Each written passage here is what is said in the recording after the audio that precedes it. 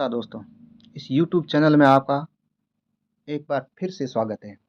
इस बार मैं यह वीडियो लाया हूँ PDELED एग्जामिनेशन 2026 की विज्ञप्ति आ चुकी है इसके बारे में, और जो कि आप कहते हैं BSTC एग्ज़ाम 2026।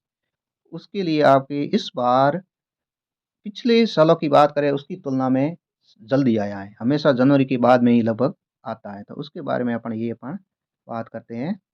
इसके बारे में जैसे ऑनलाइन आवेदन कब होगा, इसकी शैक्षणिक योग्यता क्या है, उसके बारे में सबसे पहले अपन बात करें। जैसे इसने लिखा है कि दिनांक 15 नवंबर 2025 द्वारा प्रारंभिक शिक्षा में डिप्लोमा सामान्य या प्रवेश परीक्षा 2026 के लिए आयोजन के लिए वर्धमान महावीर खुला विश्वविद्यालय की नोडल एजेंसी बनाया गया है।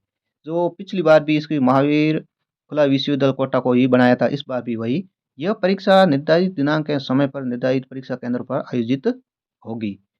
आगे अपन बात करते हैं, तो सबसे पहले ऑनलाइन आवेदन की कब स्टार्ट होंगे और इसकी शुरुआत कब है। जैसे ऑनलाइन आवेदन की उपलब्ध है, कहने मतलब शुरू हो जाएंगे 2 दिसंबर 2025 को, और ऑनलाइन आवेदन करने की अंतिम तिथि है 31 दिसंबर 2025। कहने का मतलब पूरा एक महीना है। और परीक्षा तिथि है जो कि बाद में घोषित की जाएगी, आप इस साइड पे देखते रहना, और एग्ज़ाम डेट हो जाएगी। इस बार विद्यार्थियों को बहुत लंबा समय मिला है, वो आसानी से तैयारी कर सकेंगे। और आगे अपन बात करेंगे, जैसे ये तो हो गई ऑनलाइन आवेदन कब भरे जाएंगे और कब है। अब इसकी आगे अपन बात करते हैं शैक्षणिक योग्यता के बारे में। इस बार शैक्षणिक योग्यता क्या रखी है। जैसे शैक्षणिक योग्यता के संबंध में ये बताया गया है कि प्राप्त विभिन्न वर्गों के लिए मान्यता प्राप्त जो उच्च माध्यमिक परीक्षा है या समकक्ष परीक्षा में न्यूनतम प्रतिशत अंक लाने होंगे। कहने मतलब बाहरी परीक्षा आपने उत्तीर्ण की है या आप उसमें अध्ययनरत है तो कितने प्रतिशत की आवश्यकता होगी। और सामान्य के लिए 50%, अनुसूचित जाति अनुसूचित जनजाति के लिए है ये आप 45%, मतलब SC और ST के लिए। फिर OBC अति पिछड़ा वर्ग और SBC MBC और EWS इनके लिए भी 45%। दिव्यांग है जो 40% से अधिक है दिव्यांग, उनके लिए 45%। और विधवा और तलाकशुदा महिलाओं के लिए 45% ज़रूरी है। और आगे अपन इसमें इसमें ये बताया गया है पात्रता के संबंधित बहुत इंपॉर्टेंट लाइन है। पात्रता हेतु वांछित न्यूनतम प्राप्तांक प्रतिशत गणना में एक भी कम स्वीकार नहीं किया, एक भी अंक होगा वो कम स्वीकार नहीं किया जाएगा। उदाहरण के लिए यदि किसी सामान्य या अन्य वर्ग के अभ्यर्थी उच्च माध्यमिक परीक्षा या समकक्ष में क्रमशः 49.99 या 44.99% अंक है तो वे अभ्यर्थी प्रवेश के लिए आवेदन के लिए अयोग्य होंगे। और जो अभ्यर्थी वर्ष 2026 में उच्च माध्यमिक परीक्षा में सम्मिलित हुए हैं या हो रहे हैं, वे भी आवेदन करने हेतु पात्र होंगे ये। और परंतु उन्हें काउंसलिंग समय तक पात्रता की सभी शर्तें को पूर्ण करना अनिवार्य होगा। कहने का मतलब ये किया गया 45% और 50% जरूरी है, रिजल्ट आना जरूरी है ये। फिर आगे अपन बात करते हैं तो आयु के बारे में। अभ्यर्थी की आयु, इसके बारे में बात करेंगे। जैसे ये आयु, अभ्यर्थी की आयु परीक्षा तिथि को 28 वर्ष से अधिक ना हो। विधवा तलाकशुदा परित्यक्त महिलाओं की आयु सीमा कोई बंधन नहीं है। अनुसूचित जाति जनजाति SC ST और अन्य पिछड़ा वर्ग OBC अति पिछड़ा वर्ग MBC आर्थिक रूप से पिछड़ा वर्ग EWS और महिलाओं के लिए राजस्थान सरकार द्वारा निर्धारित नियमों के अनुरूप आयु सीमा में छूट दी होगी। और आरक्षण प्रवेश के लिए आरक्षण राज्य सरकार के नियमानुसार ही होगा। और ये राज्य सरकार में जो राज्य सरकार राजस्थान के मूल निवासी है उनके लिए यह रिजर्वेशन होगा। और बाकी अदर स्टेट के इसमें अगर फॉर्म भरना चाहते हैं तो वो सभी जनरल में ही मान्य होंगे, ये खास करके ध्यान रखना। फिर आवेदन की प्रक्रिया की बात करते हैं, तो यह साइट है PDLED2026.com के माध्यम से ऑनलाइन किए जाएंगे। और इसमें अभ्यर्थी राजस्थान राज्य के ई मित्र कियोस्क से भी फॉर्म भर सकते हैं। और इस फॉर्म भरने के संबंध में आगे बात करते हैं, तो अभ्यर्थी स्वयं के स्तर भी आवेदन कर सकते हैं। परीक्षा शुल्क जमा कराने तो उनको ऑनलाइन पेमेंट जैसे debit card, credit card, net banking, UPI के जरिए किया जा सकेगा।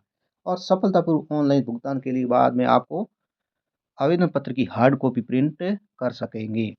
तो कहने का मतलब आप मोबाइल से लैपटॉप से आप खुद भर सकते हैं इस फॉर्म को, तभी आप ऑनलाइन पेमेंट कर सकते हो। आवेदन पत्र ऑनलाइन ही स्वीकार्य होंगे और कार्यालय में हार्ड कॉपी प्रेषित ना करें। किसी भी परिस्थिति में हाथ से भरे आवेदन पत्र बिल्कुल मान्य नहीं होंगे और ऑफलाइन आवेदन स्वीकार्य नहीं किए जाएँगे। फिर आगे इसने लिखा है इम्पोर्टेंट लाइन, आवेदन पत्र प्रक्रिया समस्त परिशिष्टियाँ सावधानीपूर्वक भरकर उसका प्रिंट ले लें। कहने का मतलब फॉर्म को आप अच्छे तरीके से भरना है और उसके बाद में आपको लेना है। और फिर अगर इसमें कोई भी भूलवश त्रुटि या कोई गलत से भर गया तो अभ्यर्थी स्वयं ज़िम्मेदार होगा। इसमें इसका कोई ज़िम्मेदारी नहीं होगी। और अपन आगे बात करते हैं शुल्क के बारे में। इसकी शुल्क क्या है? जैसे आवेदन शुल्क डीईएलईडी अथवा डीईएल संस्कृत किसी भी सामान्य या संस्कृत उनके लिए 450 और डीएल सामान्य और संस्कृत दोनों पाठ्यक्रम के लिए 500 रुपये होंगे। ये 450 और 500। और इस परीक्षा का शुल्क किसी भी दशा में रिफंडेबल नहीं होगा। इसमें आपको कोई रिफंड नहीं मिलेगा, चाहे नंबर आओ भले मत आओ। फिर नियम और निर्देशों के अंतर्गत जो अभ्यर्थी पूर्णतः पात्रता रखते हैं केवल वह ही आवेदन करें, नहीं तो ऐसे फालतू के पैसे बर्बाद नहीं करें। और अभ्यर्थी वेबसाइट पर उपलब्ध विस्तृत दिशा निर्देश सावधानीपूर्वक पढ़कर ही आवेदन करें। और अभ्यर्थी सबसे पहले जो ये विज्ञप्ति निकली है इसकी इसमें जो इंस्ट्रक्शन दिए गए उसको पढ़कर ही करें। और जो भी अभ्यर्थी अगर इस फॉर्म को पढ़ रहे हैं तो यह वीडियो मैंने बनाया, आप इसको अच्छे से देखें और भरें फॉर्म बाद में। और परीक्षा संबंधी आवश्यक सूचनाएं यथासंभव ईमेल एसएमएस के माध्यम से प्रेषित की जाएगी। अतः अभ्यर्थी अपना स्वयं का सही मोबाइल नंबर रखें। सक्रिय मोबाइल मतलब कहने मतलब चालू है वही। अगर आपके जो मोबाइल नंबर चालू है ना वह मोबाइल नंबर नहीं दें। और इसके आगे बात करें हेल्पलाइन नंबर भी इसके दिए हुए हैं। जैसे ये नंबर है जो 8 बजे से 8 बजे तक, 8 बजे सुबह से और 8 बजे साय तक। और इसके ईमेल आईडी ये है और वेबसाइट ये दी गई है। फिर जिन अभ्यर्थियों ने 12वीं कक्षा में वरिष्ठ उपाध्याय में उत्तीर्ण किया हुआ है वो अभ्यर्थी फॉर्म भरते समय अपनी कक्षा का विवरण दर्ज करते समय वरिष्ठ उपाध्याय का विकल्प ही चयन करें। और क्योंकि ये वरिष्ठ उपाध्याय नाम से होगा वो अभ्यर्थी इसमें यह करे। फिर ऑनलाइन आवेदन करने के बाद में ये आपको जो प्रिंट है वो डाउनलोड करें और फिर अपने पास रखें। फिर ऑनलाइन आवेदन पूर्ण हाथ से भरें। परीक्षार्थी अपना नाम पता व निजी वर्तनी अपने कक्षा 10 उत्तीर्ण प्रमाण पत्र के अनुसार लिखें। और फिर ये इसमें अभ्यर्थी सुनिश्चित के आवेदन पत्र की फ़ोटो, ये हस्ताक्षर, नाम जो इसमें ये बताया गया है, फ़ोटो है, हस्ताक्षर है, नाम है, पिता का नाम, माता का नाम, जन्म दिनांक, पति का नाम, लिंग, जाति, श्रेणी, मोबाइल नंबर, ईमेल, ये सब आराम से आप सही करके बाद में ऑनलाइन कर दें। आवेदन पत्र डाउनलोड किए जाने वाले पासपोर्ट साइज फोटोग्राफ आवेदन करने की तिथि से 3 माह से अधिक पुराना नहीं होना चाहिए। और अभ्यर्थी द्वारा आवेदन पत्र फोटो जैसे ये दाढ़ी में क्लीन शेव लगाया हुआ है और ये दाढ़ी वाले सब घूमते हैं, दाढ़ी में होना नहीं चाहिए और क्लीन शेव एकदम साफ चेहरा होना चाहिए। तो ही उसमें परीक्षा हॉल में भी वैसी स्थिति में उपस्थित ही दर्ज करानी होगी। यदि पढ़ने के लिए चश्मा उपयोग में लाया तो चश्मा लगाकर फोटोग्राफ खिंचवाना जाना होगा और काले या रंगीन चश्मे के साथ खींचा हुआ फोटोग्राफ मान्य नहीं होगा। आवेदन में 10वीं की अंक तालिका अपलोड करनी होगी। ये ध्यान रखने दाढ़ी वाले खास करके वो फोटो अपने दाढ़ी वाला लगाना है एकदम क्लीन शेविंग करके बाद में उस फॉर्म को भरना है। फिर अभ्यर्थी राजस्थान जमा निर्धारित ई मित्र कियोस्क के माध्यम से भर सकते हैं। यदि किसी अभ्यर्थी ने एक से अधिक आवेदन किया हुआ है, इसने ये लिखा है यदि अभ्यर्थी ने एक से अधिक आवेदन किया है तो अंतिम भरा हुआ आवेदन मान्य होगा लास्ट वाला। और आवेदन के आधार पर प्रवेश पत्र जारी किया जाएगा और आवेदन भरे जाने के अतिरिक्त अभ्यर्थी अन्य समस्त फॉर्म निरस्त किए जाएंगे बाकी वाले।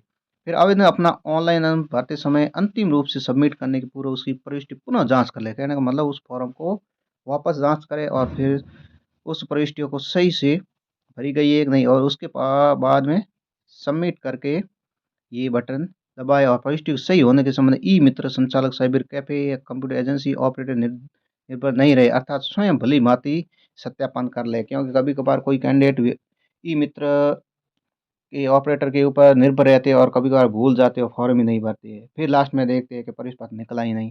तो ऐसी गलती कभी भी ना करें और स्वयं भली भांति स्वयं अपना काम करें।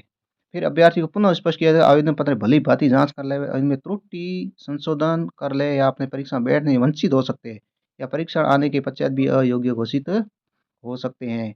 और आगे बात करते हैं तो पीडीएल सामान्य निर्देश ये अभ्यर्थी अपना नवीनतम पासपोर्ट साइज रंगीन फ़ोटो, ये 100 कैबिनेशन और ये इतना फॉर्मेट जो भी है, इसमें ये आप अच्छे से इंस्ट्रक्शन पढ़ लेना और उसके बाद में आप इस फॉर्म को भर लेना। जैसे राजस्थान के जिनमें नियम 200 के अनुसार प्रमाण पत्र साड़ी पत्र दिया गया है उनके लिए, और ये डिप्लोमा, फिर ये इसमें आरक्षण के अनुसार ये इसमें लिखा ओबीसी, और राजस्थान राज्य के अतिरिक्त सभी अभ्यर्थी सामान्य श्रेणी में होंगे। ये मैंने आपको पहले ही कहा था कि राजस्थान के अभ्यर्थी अतिरिक्त सभी अभ्यर्थी सामान्य श्रेणी में माने होंगे। अन्य पिछड़ा वर्ग ओबीसी, एसबीसी, एमबीसी आदि के संबंध में जारी प्रमाण पत्र 1 वर्ष के लिए मान्य होंगे और क्रीमी लीग नहीं होने के शपथ पत्र के आगामी वर्ष भी मान्य होगा। ऐसा ऐसा अधिकतम 3 वर्ष तक किया जा सकता है। आर्थिक रूप से पढ़ा ईडब्ल्यूएस के लिए जारी प्रमाण पत्र राज्य सरकार के नियमानुसार जारी होगा, और विधवा महिलाओं को अपने पति मृत्यु प्रमाण पत्र प्रस्तुत करना होगा। पुनर्विवाह नहीं करने का शपथ पत्र जो कि नोटरी पब्लिक से प्रमाणित हो प्रस्तुत करना होगा। फिर अभ्यर्थी तलाकशुदा प्रत्यक्त होने के द्वारा न्यायालय द्वारा जारी डिक्री प्रस्तुत करने योग्यता पुनर्विवाह नहीं करने का शपथ पत्र जो कि नोटरी पब्लिक से प्रमाणित प्रस्तुत करना पुनर्विवाह नहीं करने का, ये उनको भी देना होगा। फिर आवश्यक प्रमाण पत्र सक्षम अधिकारी द्वारा जारी होने चाहिए, माने होंगे।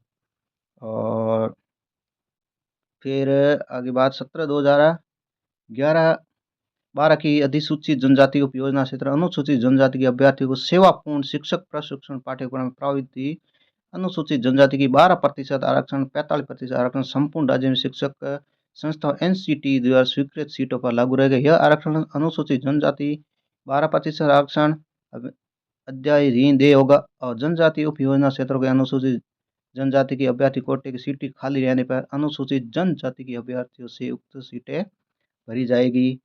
और फिर प्रवेश क्षमता की अधिकतम 5 सीटों राज्य से अच्छा ये भी मोस्ट है।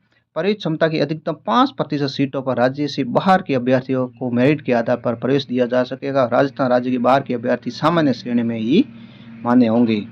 और आगे बात करें जैसे अल्पसंख्यक